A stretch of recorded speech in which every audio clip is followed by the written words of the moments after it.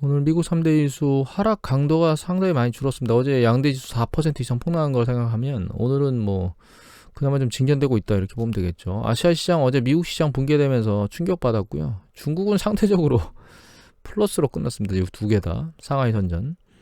유럽 시장 충격받고 미국으로 넘어왔는데 하락 강도가 떨어졌고 중국에서는 상하이, 베이징 뭐 이런 쪽에 봉쇄나 이런 것들을 하면서 경제에 충격을 받고 있기 때문에 PMI 지수가 굉장히 안 좋게 나왔죠. 중국 당국에서 어떤 형태로든 경기 부양을 하려고 애를 쓸 것이다라고 하는 보도들이 계속 나오고 있습니다. 어제 월마트 아주 박살났죠. 우리나라 뭐 네이버나 카카오나 이런 쪽도 난리를 쳤고 유통주들이 난리를 쳤는데 이거 소비가 급격히 위축되는 거 아니야라고 하는 생각을 우리가 할 수도 있거든요. 그런데 이 기사를 보면 패턴이 약간 바뀐 거지 급격한 수축이나 이런 부분들은 그러니까 인플레이션 압력에 의한 소비 패턴의 변화와 양극화로 바뀌는 거지 전체적으로 다 소비가 수축되는 건 아니다 이런 느낌을 받았거든요. 그래서 이 기사를 뽑아서 말씀을 드릴게요. 이거 뉴스이스 기사고 임정면 기자께서 5월 19일 날 올린 거거든요. 그런데 이 밑에 보면 어떻게 나오느냐 분석가들이나 투자자들은 공급망 문제가 매출에 부담을 주고 TV와 주방, 가전제품과 같은 원치 않는 재고가 쌓이면서 대형 유통업체들이 예상치 못한 타격을 입었다라고 얘기를 했거든요. 이제 월마트나 이런 쪽이라고 얘기를 하시면 됩니다. 이거 일반 생활용품이나 이것들 파는 거. 근데 여기 보면 홈디포나 로우는 이거 건축 자재 관련된 거거든요. 몇 주 동안 쇼핑객들 사이에서 더 강세를 보였다 이렇게 얘기하고 고객들은 여기 테드 데커, 홈디포 최고 경영자는 고객들은 당초 우리가 예상했던 수준의 인플레이션에 민감하게 반응하지 않고 있다라고 얘기를 하고 있어요. 그러니까 지금 양극화되어 있는 거죠. 일반 생필품뿐만 아니라 뭐 전자나 가전제품, 가격이 비싼 그런 것들도 모두 파는 우리 이마트 같은 그런 영역 같은 경우에는 TV, 주방, 가전제품과 같은 것들이 이제 재고로 쌓이고 있다는 재고로 쌓이고 있어서 매출이 그렇게 좋은 건 아니다라는 얘기를 하고 있는데 이 부분은 아마 2020년도나 2021년도에 대규모로 재정지원금이나 이런 것들을 주면서 거기서 일부 생긴 자금을 외부 활동이나 이런 거에 쓸 수 없어서 가전제품을 대규모로 구입했던 그런 패턴이 있었기 때문에 지금 물가 압력이 높은 상황에서 굳이 이런 것들을 사야 될 욕구가 추가적으로 생기지 않을 거라는 생각은 쉽게 할 수 있죠. 그래서 이제 월마트나 이런 쪽은 충격을 받고 있는 것 같고 홈데포는 그렇지는 않은 것 같아요. 그리고 좀 밑에 보면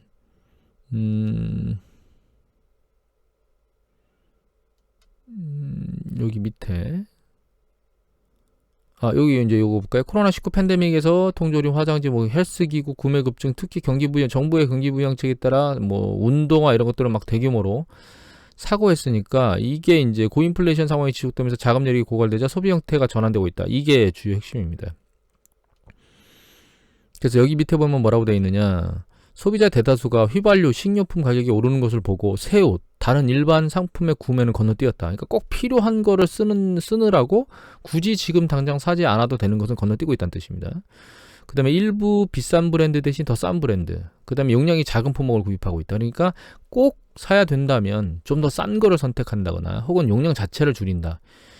사실은 일반적인 상황에서는 머리를 쓰면서 쇼핑을 안 하고 있는데 사람이 지금은 머리를 쓰면서 쇼핑을 하고 있다는 뜻입니다. 인플레이션 압력 때문에 정해진 정해진 자금이 있는데 그 정해진 자금을 어떻게 하면 효율적으로 쓸 수 있는가에 대해서 고민한다는 거예요. 다만 여기 보시면 새로운 가구를 구입하거나 게임기 등에 대한 소비는 늘었다 이런 얘기를 하고 있거든요.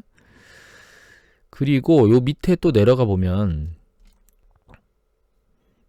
이거 홈데포 고객이 여기 보면 요 리처드 맥데일 홈디포 관련된 사람들은 그는 자체 고객의 90% 이상이 집을 소유하고 있다고 얘기를 했죠. 집을 소유하고 있다는 얘기는 결과적으로는 일정 수준의 부는 가지고 있다라는 뜻을 얘기하는 거겠죠. 그래서 사실 요 위에 또 볼까요? 홈디포 상품 담당자는 소비 매출이 하락이 아닌 상승을 향하고 있다라고 했어요.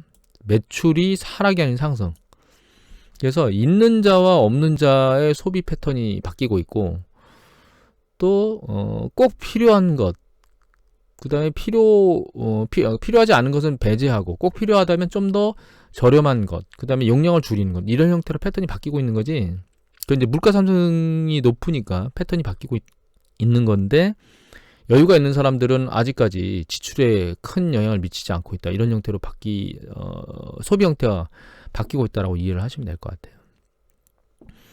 지금 시장 상황은 이제 소비 패턴이 물가 압력 때문에 일정 부분 패턴 자체가 바뀌고 있긴 하지만 아예 소비 자체를 안 하려고 지갑을 닫는 형태로 변하고 있지는 않다라고 아직은 보고 있거든요. 근데 시장은 지금 어떻게 움직이는 거냐면 예를 들면 제롬 파월 연준 의장이 금리를 빨리 올리겠다고 얘기를 했잖아요. 인플레이션 압력을 줄이기 위해서. 근데 여기는 이제 기사 내용이 안 보이지만 들어가 보면 이제 연착 인용할 것이다 이런 얘기들을 립서비스를 계속 합니다. 왜냐면 연준은 그렇게 얘기를 해야 되니까. 근데 전직 연준 의장인 버냉키는 물가가 늦었다, 대응이 늦었다는 얘기를 하고 그 다음에 스태그플레이션 얘기를 하고 이 난리를 치고 있거든요. 인양반도 굉장히 오랫동안 금리를 안 올렸어요. 그때는 러시아가 전쟁을 터뜨리거나 이런 불확실성이 상대적으로 적었죠. 지금 제롬 파월 연준 의장은 그런 부분에 대해서 실제로는 조금 일찍 대응했으면 좋았었는데 2월 달에 러시아의 이걸 본격적으로 우크라이나가 침공해서 이 전면전으로 넘어갈지는 사실 판단하기가 어려웠죠. 그런 부분을 감안해 보면 실수가 있긴 하지만 원치 않았던 악재도 터졌기 때문에 얘기가 발생하는 거죠. 일이 이렇게 된 거죠. 거기에 또다시 그 뒤에 버냉키 뒤에 들어왔던 제닛 옐렌 연준 의장도 스태그플레이션 얘기를 하고 있습니다. 이 두 분이 만약에 연준 의장을 하고 있었으면 연착륙 얘기를 하고 있을 겁니다. 위치가 딱 바뀌니까 바로 난리를 치죠. 그리고 이렇게 이제 재무장관이 이렇게 세게 얘기하는 이유는 다른 쪽 정책을 이끌어 나가기 위해서 얘기를 하고 있을 거예요. 예를 들면 대중 관세 철폐를 하려고 하는데 이런 부분들을 정치적으로 뭔가 제대로 이끌어내려면 이 상황이 안 좋다고 얘기를 해야 되겠죠. 이런 이슈들, 그러니까 하나만 더 없었나? 그리고 또 유명한 제레미 시겔이 주식시장 아래로만 세차게 내려꾼다고 계속 얘기를 해대고 있는데 이런 불확실한 그러니까 정책적으로 주요한 그 인물들이 발언하는 것들에 대한 것들을 시장이 현재 소화하고 있다고 이해를 하시면 됩니다. 이게 실제로 아래로 세차게 붕괴될 거냐 말 거냐에 대한 부분은 저런 단순한 이런 그 립서비스 발언 이외에 결과적으로는 그게 실물 지표에서 어떻게 나타나느냐에 따라서 상황이 전개될 거기 때문에 향후 실물 지표 관련된 내용들, 실적 지표 관련된 내용들이나 이런 것들을 보는 게 중요하다 이렇게 이해를 하시면 될 것 같아요. 이건 S&P 글로벌 S&P 레이팅 5월 17일자에 나온 건데 여러 가지 내용들이 나옵니다. 여러 가지 내용이 나오는데 그 내용 중에 저는 이제 눈에 띈 게 이건데 이거는 이제 크레딧 레이팅에 대해서 회복력이 있다라고 얘기를 했는데 그 이유가 여기 보시면 아직 그 대부분이 성장하고 있고 경제가 성장하고 있다는 것들을 동의하는 거죠. 그다음에 소비도 역시 성장하고 있다는 거예요. 소비를 서포트해 주는 건 하우스홀드의 저축 금액들. 그 다음에 여기 이제 그 기업들의 현금 밸런스 이런 것들이 아직 충분하기 때문에 투자나 소비 여력이 아직 존재한다고 하는 것들이 요 기사 내용, 요 이제 해당 내용이 좀 나오기도 하고요. 그 다음에 지금 여기 밑에 보면 이제 AA, 싱글 A, 트리플 B, 뭐 10년 국채 수익률 여기 밑에 보면 하이힐드잖아요. BB 이하에 있는 하이힐드 5년 국채 수익률의 움직임을 보는데 전부 다 수익률이 올라가고 있죠. 전부 다 올라가고 있다는 얘기는 사실 두려워할 필요는 없습니다. 제가 누차 말씀드리지만 위험 회피 현상이 일어나는 게 아니고 그냥 금리 인상 압력에 따라서 모든 것들이 다 그냥 위로 올라가는 거거든요. 그래서 오히려 이걸 보는 것보다 저는 이제 요걸 유심히 보는데 이거는 처음 보여드리는데 이제 인베스팅닷컴에 가면 본즈 여기 마켓의 본즈에 가시면 이 월드 가버먼트 본즈에 미국 전체를 볼 수 있거든요. 이제 서칭해서 보시면 여기서 이게 지금 물가가 상승 압력으로 작동하고 있잖아요. 그럼 금리가 올라가는 쪽으로 작동이 돼야 되는데 여기 지금 이게 마이너스가 났다는 얘기는 수익률이 떨어졌다는 뜻이거든요. 수익률이 떨어졌다는 얘기는 가격이 올라갔다는 뜻입니다. 그러니까 위험 회피 현상으로 가고 있다는 거죠. 금리 상승 방향으로 베팅하고 있다면 얘가 올라가야 되는데 올라가지 않고 있다는 뜻이에요. 거기에다가 보시면 3개월 국채 수익률 말고는 전부 다 장단기 채권 수익률이 전부 다 내려갔거든요. 오늘. 이거는 일단 추세적으로 이게 이렇게 되는지는 상황을 지켜봐야 되고요. 다만 오늘 자체로 놓고 보면 채권 시장에 있는 사람들은 금리 상승 베팅보다는 시장의 불확실성이나 불안정성 때문에 위험 회피를 선택한 사람들이 많다 이렇게 이해를 하면 됩니다. 그러니까 아직 이 시장이 흔들렸던 거, 조정받은 거 이거 있죠. 이게 끝자락에 오지는 않았다. 상황 더 지켜봐야 된다. 이렇게 생각을 하셔야 됩니다. 그리고 요거는 파이낸셜 스트레스와 관련된 거거든요. 근데 여기가 코로나 팬데믹이 아니고 그 우크라이나 침공 이후에 한번 터졌다가 좀 잠잠해지는데 재차 다시 들리긴 했습니다. 추세적으로 한번 들렸던 게 내려가고 다시 들렸는데 요 시기가 지금 주식시장이 흔들리고 있는 거하고 같이 맞물려 있잖아요. 당연히 맞물리겠죠. 이게 그 금융 스트레스를 받는 거니까. 여기서 한번 내리꽂았다가 다시 반등했는데 다시 내리꽂은 거거든요. 요 시기가 요거 보는 요 시기입니다. 요 두 시기거든요. 긍정적인 거는 안 좋은 이슈가 쏟아져 나오는데 그게 전부 다 계속 누적적으로 작동하는 게 아니고 한번 터지고 쉬었다가 다시 터지고로 반복한다는 거예요.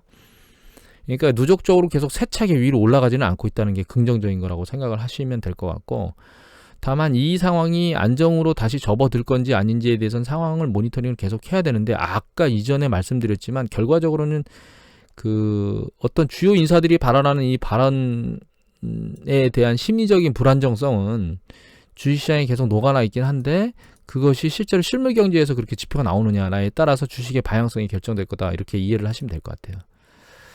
그리고 이제 경제 지표들을 좀 보면 필라델피아 연준에서 발표하는 제조업 PMI 지수가 상대적으로 뚝 떨어졌거든요. 근데 얘만 보면 이렇고, 이제 이거는 어드바이저 퍼스펙티브에 나오는 건데, 여기 필라델피아 연준 제조업 PMI 지수 얘기가 나왔거든요.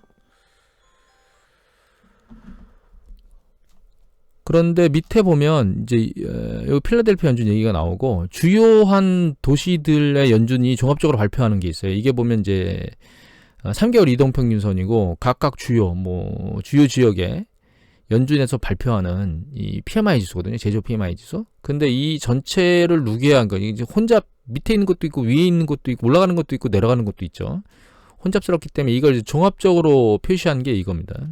아직 PMI 지수가 그렇게 바닥까지 곤두박질 쳐 있는 건 아니기 때문에, 이 상황으로 놓고 보면 크게 그렇게 걱정할 필요는 없다라고 이해를 하면 될 것 같고요.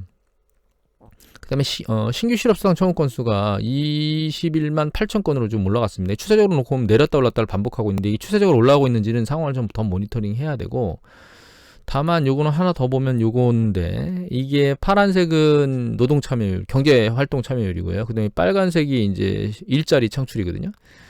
노동 참여율은 살짝 꺾였습니다. 최근 상승 강도가 살짝 꺾이긴 했는데, 일자리는 아직 풍부하게 열려있는 상태이기 때문에 아직 노동시장에 그렇게 큰 문제가 있는 건 아닌 것처럼 보입니다. 그리고 경제지표 중에서 우리가 유심히 요거 하나 더 말씀드려야 되겠네요. 지금 이제 기존 주택 판매가 계속 떨어지고 있거든요. 그래서 미국이 아직 주택 가격은 떨어지지는 않고 있는데, 미국도 주택시장이 정점을 맞이하는 것 같아요. 지난번에 보여드렸잖아요. 착공이 약간 줄어들고 있고, 미국 모기지 관련된 대출을 통해서 집을 사는 그 인덱스도 상당히 많이 계속 추세적으로 내려오고 있죠. 미국 시장도 주택이 정점을 맞고 있는 게 아닌가, 정점을 지나고 있는 게 아닌가, 이런 생각이 들고 있습니다. 그 다음에 경제 지표를 보면 다음 주가 좀 중요할 것 같은데, 다음 주에 왜 중요하냐면 다음 주에 PMI 지수가 나옵니다. PMI 지수의 잠정 PMI 지수들이 다음 주에 쏟아져 나오거든요. 그래서 이 잠정 PMI 지수들이 어떻게 나오느냐에 따라서 주식시장이 한번 움직일 수 있는 가능성을 가지고 있어서, 월요일하고 화요일날 보면 미국 같은 경우 이제 주요 PMI 화요일날 나오죠. 유럽 같은 경우에도 화요일날 나오는 걸로 돼 있을 겁니다. 유럽도 화요일날 나오죠. 그래서 이 PMI 지수가 나오는 거 보고 상대적으로 괜찮다 그러면 주식시장의 안정화에 도움을 줄 거고요. 이게 좀 안 좋게 나오면 주식시장이 또 한번 크게 요동칠 수 있는 가능성이 열리는 게 아닌가, 이런 생각을 하고 있습니다. 그리고 오늘 석유 가격이 약간 내려갔거든요. 여기는 올라갔다가 내려갔다가 반복하고 있는데 바뀌었네요.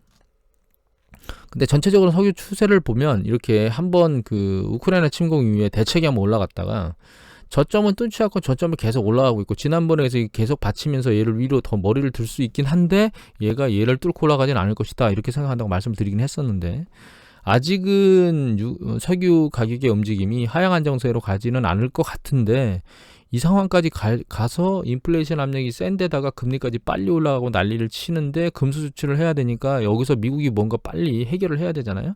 그러니까 어쩔 수 없이 이제 바이든이, 이거는 CNN 기사입니다. 뉴즈원이고 워싱턴의 김희한 특파원께서 5월 20일자로 올리신 거거든요. 바이든하고 사우디 황세자가 6월에 만날 수도 있다라고, 요번에 이제 해외 순방을 하면서 사우디를 들렸다 오지 않을까라는 생각을 하게 되는데, 여기 밑에 보시면 이 문제가 왜 악화가 됐냐면, 일단은 이게 확정된 건 아닌 것 같아요. 여기 보시면 그 정부 측의 확인은 즉각 응답이 없었고요. 바이든 대통령이 지난해 취임 이후 사우디 주도의 예멘 군사작전에 대한 미국의 지원을 축소하고, 그러니까 이 예멘이 자꾸 그러니까 그 예멘의 반군일 겁니다. 아마 제가 정확히 기억을 못하겠는데 푸티 반군인가? 거기서 그냥 미사일 막 쏴대고 막 이런 얘기를 그런 걸 하고 있는데, 그거를 이제 잠재우려고 하는 군사작전을 하는데 미국이 지원을 축소했고, 그다음에 이제 지난번에 터키의 그 대사관에서, 터키 사우디 대사관에서 살해 사건이 있었잖아요. 그거에 이제 뒤에 배우자가 빈살만 현재 왕세자다 이런 얘기들을 하면서 그거를 이제 작전을 승인했다는 첩보를 공개하기로 결정하면서 이 두 가지 때문에 아주 척을 지고 있는 상황인데, 바이든이 자기 취임할 때 인권 얘기를 더 중시하면서 이걸 아마 했겠죠. 근데 지금 뭐 러시아가 이렇게까지 전쟁을 터뜨릴 거라고 작년에 생각할 수 있었을까요? 없었죠. 참 사람이 사는데 누구하고 그 적을 지면 안 된다는 생각을 또 하게 됩니다. 지금 당장 필요한데 지금 해결이 안 되고 있죠. 이게 가서 해결이 될지 안 될지 모르겠습니다. 여기 가서 해결이 되고 오펙이 증산을 하겠다라는 얘기가 실제로 나돌아서 그게 그 인플레이션 압력을 줄이면 상당히 긍정적이겠죠. 이거 계속 모니터링 해야 될 뉴스 중에 하나라고 생각합니다. 그리고 달러 인덱스를 다시 말씀드리면, 달러 인덱스가 지금 104달러, 105달러 가까이 근접했다가 최근은 이제 내려오고 있거든요. 제가 계속 말씀드리지만 22달러와 역사 22 긴축 전망이 유로 반등, 그러니까 좀 7월이면 금리 인상을 하고 긴축으로 돌아설 거라고 얘기를 계속 해대고 있기 때문에 늦으면 9월 이 달러 인덱스가 지금 계속 올라왔거든요. 이거는 뭐 우리나라 통화가치 떨어진 거가 우리나라만 떨어진 게 아니고 달러 인덱스고 다른 전 세계 국가들 가치, 화폐 가치 다 떨어졌기 때문에 달러만 혼자 올라왔어요. 최근에 금리 인상에 대한 부분 때문에 보시면 일정 부분 올라왔다가 개걸음을 치고 있었는데 세차게 한번 다시 올라왔죠. 금리 인상 시작하면서. 지금 달러 인덱스 추가 가치 상승에 대한 부분이 일정 부분은 정점에 지금 온 게 아닌가라는 생각을 하고 있습니다. 달러 인덱스 같은 경우에도 혼자만 나홀로 지금 이게 최근 수년간 한 7-8년간 있었던 시기에 박스권 상단에 와 있거든요. 얘가 새로운 요 상황을 돌파하고 이 윗상단까지 올라가겠느냐, 저는 이거는 좀 불가능할 것 같고요. 일정 부분 좀 더 올라갈 수 있긴 하겠지만 일단은 상단에 도달한 게 아닌가 이런 생각을 하고 있습니다. 전체적으로는 지금 향후 어떻게 움직일 거라고 생각하고 있냐면, 경제 지표나 이런 것들이 좀 괜찮게 지표들이 나오면서 주식시장이 약간 호전되고, 그 다음에 다른 국가들의 금리 인상 속도나 이런 것들이 좀 빨라지면서 달러 인덱스 방향은 좀 아랫방향으로 내려가고, 글로벌 지역의 다른 지역의 환율도 통화 가치가 상승하면서, 우리나라 같은 경우에는 원달러 환율의 원화의 가치가 상승하면서 환율이 아랫방향으로 좀 내려오는 패턴을 보이다가 올 하반기, 내년 상반기 뭐 이렇게 넘어가면서 다시 주식시장이 불안정성을 띌 수 있을 가능성이 높아질 것이다. 왜냐하면 그때 이제 실제로 인플레이션 압력이나 그런 게 어떻게 될지에 따라서, 그리고 금리가 어느 정도 상승했는지에 따라서, 그 다음에 10년 국채 수익률이나 이런 장단기 금리 차가 어떻게 되는지에 따라서, 그리고 경제 지표가 향후에 뭐 특히 소비 지표가 어떻게 맞물려 움직이느냐에 따라서 경기 확장 사이클이 좀 더 길어지느냐 아니면 끝나느냐라고 하는 부분이 결정이 되겠지만, 일단은 5월을 지나서 6월쯤으로 넘어서 여름으로 가는 그 과정에서는 지금 같은 불확실성이 사라지고 이제 긍정적인 패턴의 이슈들이 조금씩 보일 것이다 라고 현재까지는 생각을 하고 있습니다. 그거의 가장 중요한 이제 첫 고비가 다음 주에 있을 PMI 지수 같아요. PMI 지수가 긍정적으로 지표들이 나와줘야 됩니다. 여기서 그래야만 그 다음에 대한 기대치나 이런 것들이 높아지게 될 거고, 이 시장에 대한 불확실성이나 이런 것들이 좀 해소되는 상황으로 가지 않을까. 물론 이게 긍정적으로 나온다 하더라도 현재 시장의 불확실성이나 어떤 이 불안감들이 현존하고 있기 때문에 주가가 세차게 올라가지는 못하고 좀 더 상황을 기다리게 될 수도 있습니다. 그러니까 다음번 물가지수 발표를 실제로 확인하거나 PCE 지표를 확인하거나 이런 데까지 시간이 뒤로 밀릴 수 있긴 하거든요. 근데 1차적으로 이제 그런 과정을 기대하려면 PMI 지수가 상대적으로 일정 부분 잘 선방을 해야 된다 이렇게 생각을 하고 있습니다. 오늘 이것으로 마치도록 하겠습니다.